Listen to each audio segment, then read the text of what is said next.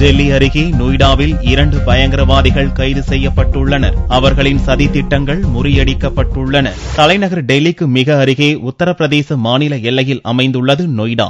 இரு மாநில எல்லையில் அமைந்துள்ள பகுதியில் ஒரு வீட்டில் சந்தேகத்துக்கிடமான முறையில் தங்கியிருந்த அப்துல் அசீஸ், ரஹத்துல்லா என்ற 2 ஆசாமிகளை போலீசார் கைது செய்தனர். ஒருவன் வங்கதேச நாட்டைச் சேர்ந்தவன், இன்னொருவன் உத்தரப்பிரதேசத்தைச் சேர்ந்தவன். மேற்கு வங்கம் மற்றும் உத்தரப்பிரதேச போலீசார், உளவுத்துறையினர் அடங்கிய கூட்டுப்படையினரின் நடவடிக்கைகளால் 2 பயங்கரவாதிகளும் பிடிபட்டுள்ளனர். மேற்கு வங்க மாநிலம் பர்த்வான் நகரில் கடந்த ஆண்டு அக்டோபர் 2ஆம் தேதி நடந்த குண்டு வெடிப்பில் இவ்விரு பயங்கரவாதிகளுக்கும் தொடர்பு இருப்பதாக சந்தேகிக்கப்படுகிறது. அவர்களிடம் நடத்திய விசாரணையில் இருவரும் ஜமாத் அல் முஜாஹிதீன் எனும் வங்கதேச பயங்கரவாத அமைப்பைச் சேர்ந்தவர்களாக இருக்கலாம் என்ற சந்தேகம் வலுத்துள்ளது. இருவரின் லேப்டாப்புகளை போலீசார் சோதனையிட்ட போது இந்தியாவின் பல்வேறு நகரங்களில் குண்டுவெடிப்புகளை நடத்த சதித்திட்டம் தீட்டியிருந்ததும் தெரியவந்தது. உளவுத்துறையின் முன்னெச்சரிக்கையின் அடிப்படையில் முக்கிய நகரங்களில் பாதுகாப்பை பலப்படுத்த மாநில அரசுகளுக்கு மத்திய உள்துறை அமைச்சகம் உத்தரவிட்டுள்ளது.